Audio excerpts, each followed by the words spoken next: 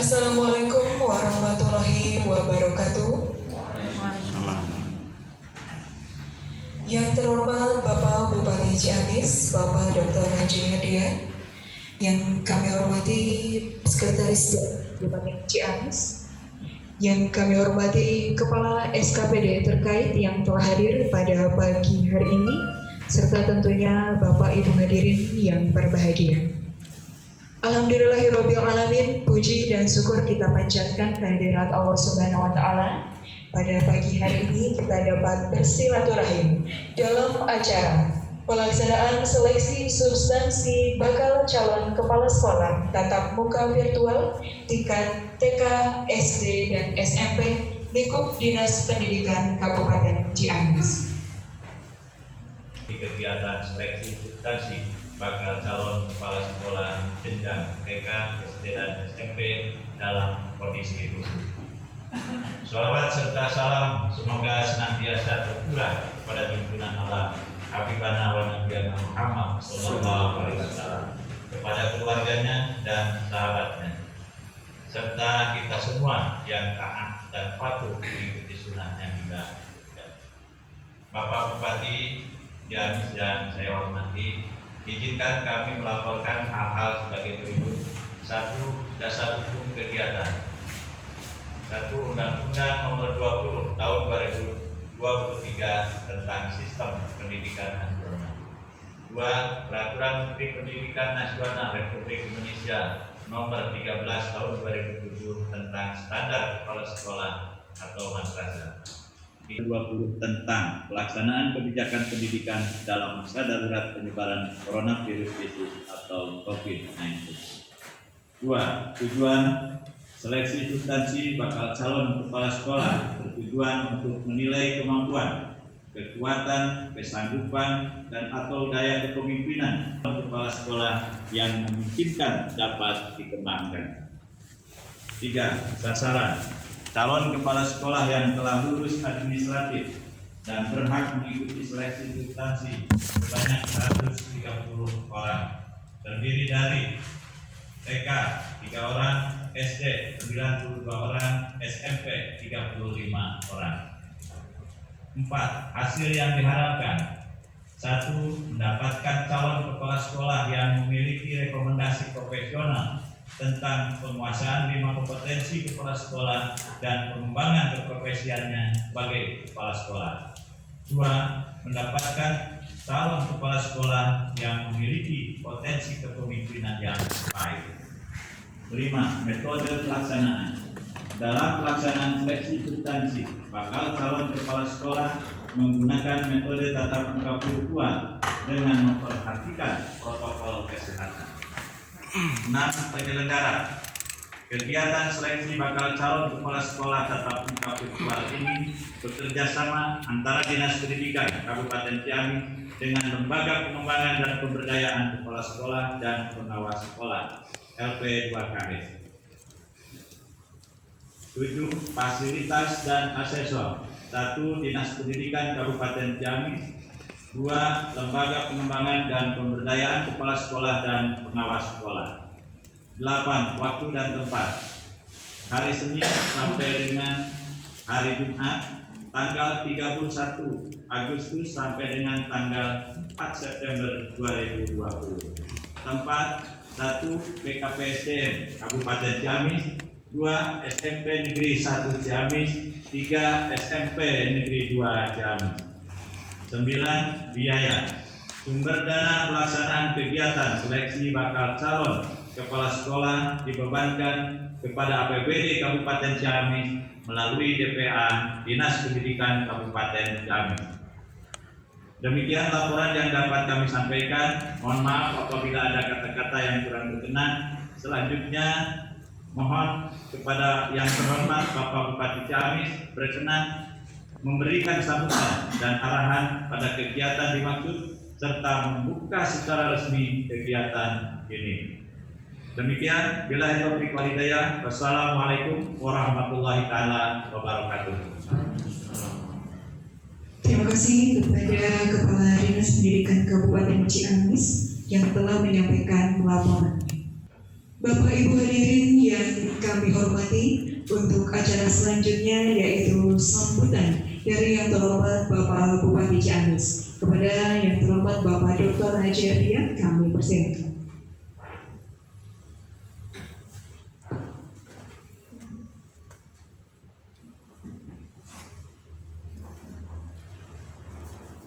Sebelum menyampaikan sambutan, saya ingin cek dulu teman-teman yang ada di SMP Negeri 1 Ciamis, apakah diterima dengan baik gambar maupun suara.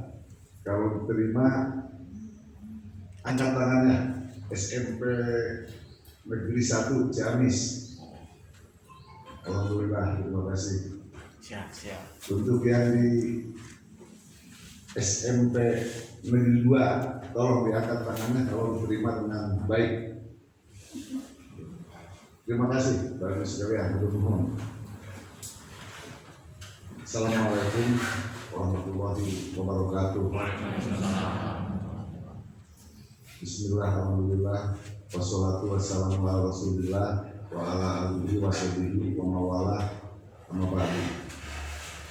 Yang terhormat penjabat sekretaris daerah dan terhormat penyelenggara Pak Kadis Pendidikan, Kepala BKPSDM dan Pak Inspektur, yang saya hormati, yang saya banggakan, Bapak Ibu, para peserta seleksi. Ada 130 orang yang hadir. Pertama-tama kita panjatkan puji dan rasa syukur kepada Allah Subhanahu wa Ta'ala atas limpahan rahmat dan karunia-Nya.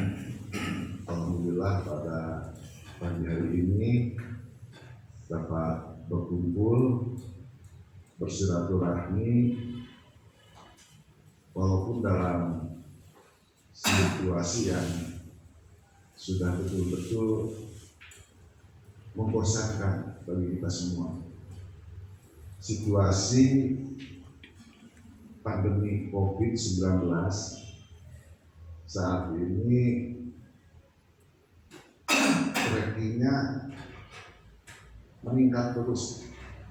Beberapa hari yang lalu, alhamdulillah 1 bulan yang lalu kita sudah masuk di level hijau. Kemudian 1 minggu yang lalu, sekarang kita kembali ke level kuning karena ada 7 yang konfirmasi positif. Saat ini ada 31 orang secara keseluruhan yang konfirmasi positif, 23 dinyatakan sembuh, 7 melaksanakan isolasi, kemudian 1 meninggal dunia. Tentu kita harus berupaya terus, berusaha terus, pandemi COVID ini harus segera berakhir. Sebetulnya kan kita sangat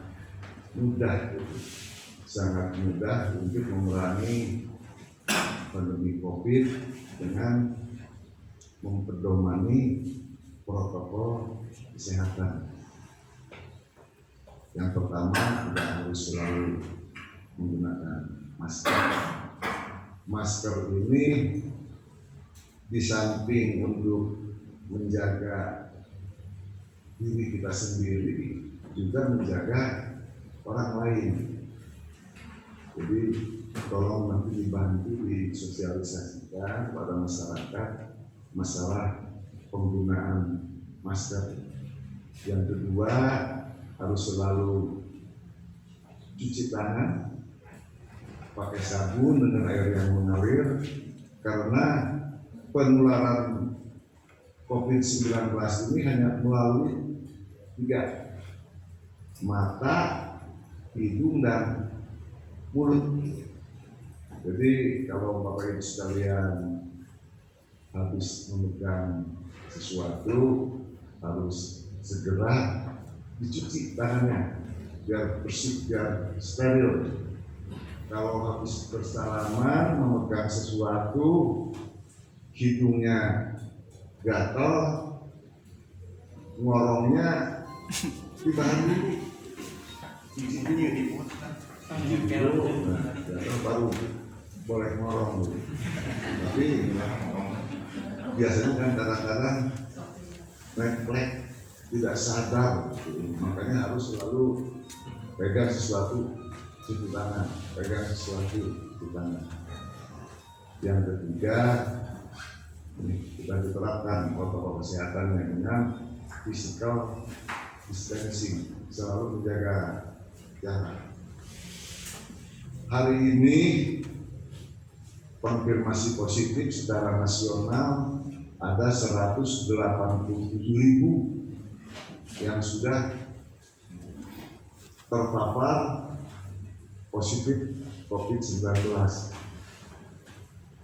2-3 minggu ke belakang secara nasional itu antara 2.000 sampai 2.500 setiap hari yang positif COVID-19. Kemarin 2 hari yang lalu, puncaknya kemarin mudah-mudahan kemarin tidak berkembang terus, sudah mencapai 3.009 orang dalam tempo 1 hari yang positif COVID-19. Di kita masih ada 7 orang. Mudah-mudahan dengan upaya kita bersama, protokol kesehatan, yang lebih penting lagi keimanan, ketakwaan kita selalu meminta pertolongan, perlindungan pada Allah Subhanahu wa Ta'ala. Tidak boleh lupa, tidak boleh berhenti. Kita meyakini bahwa yang memberikan penyakit Allah Subhanahu wa Ta'ala, dan yang bisa menyembuhkan atau menghilangkan penyakit juga Allah Subhanahu wa Ta'ala. Makanya ajak terus keluarga, masyarakat untuk selalu memohon perlindungan pada Allah Subhanahu wa Ta'ala. Bapak Ibu yang saya hormati, hari ini kita melaksanakan seleksi untuk calon kepala sekolah berjenjang dari mulai TK, SD, dan SMP. Perlu Bapak Ibu maklumi bersama, yang pertama,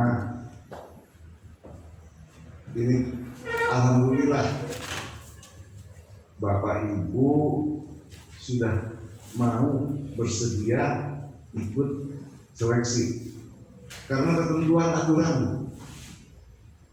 Kalau aturan boleh tidak adakan seleksi, saya tidak akan ada seleksi karena kondisi saat ini 1 tahun 2 tahun yang lalu kepala sekolah itu kosong dan tentu akan mengganggu belajar mengajar di semua tingkatan SD, SLPP maupun di sekolah taman kanak-kanak. Ini harus kita maklumi, harus kita sadari ada beberapa hal kenapa sampai terlambat melaksanakan seleksi.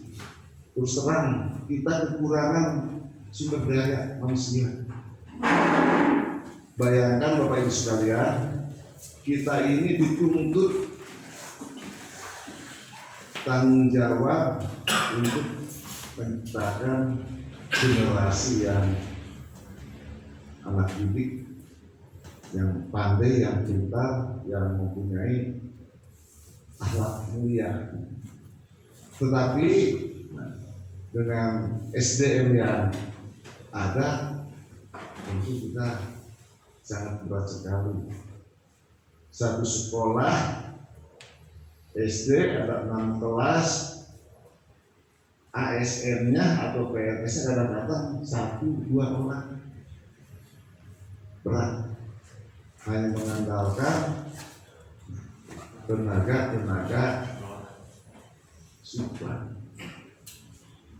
Tentu akan tidak tanggung jawabnya tenaga ASN yang dibebani tugas dan tanggung jawab dengan tenaga supply.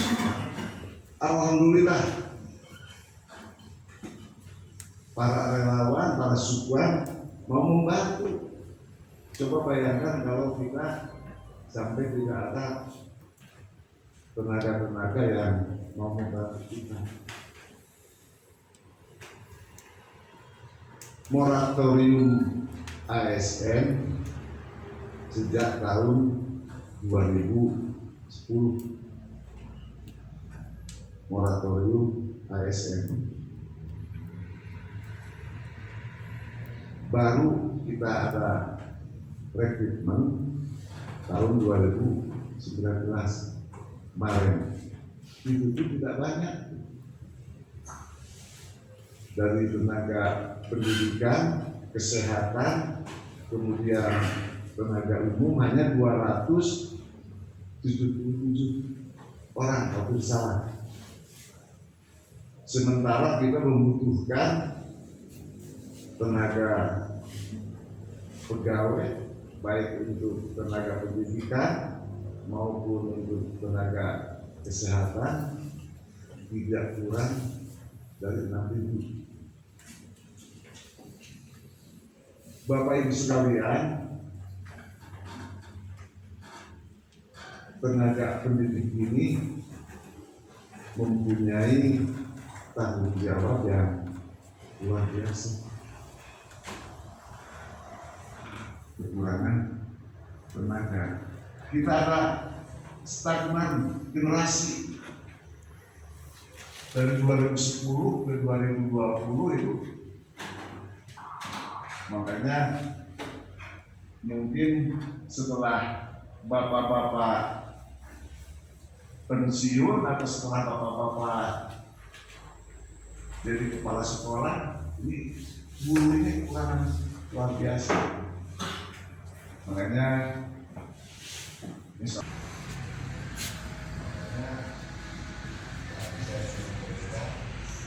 baik sekali untuk menciptakan pencapaian visi dan misi yang sudah kita inginkan. Kita perlu sumber daya manusia yang luar biasa. Tapi kenyataannya seperti itu. Berat sekali dengan kondisi seperti ini. Jadi kalau tidak salah di akhir 2018 setiap tahun yang pensiun, yang meninggal, yang pindah itu tidak kurang dari 500 orang setiap tahun. Sementara rekrutmen 2010 sampai 2019 tidak ada. Hanya ada stagnan generasi. Ini yang harus jadi pemikiran kita semua. Dulu ketika kita mendengar cerita orang tua kita mendatangkan cerita dari Indonesia. Sekarang belajar mana bertani. Kita yang jauh tertinggal oleh negara-negara tetangga. Kita hanya dalam bahasa Amerika, mudah-mudahan kita mempunyai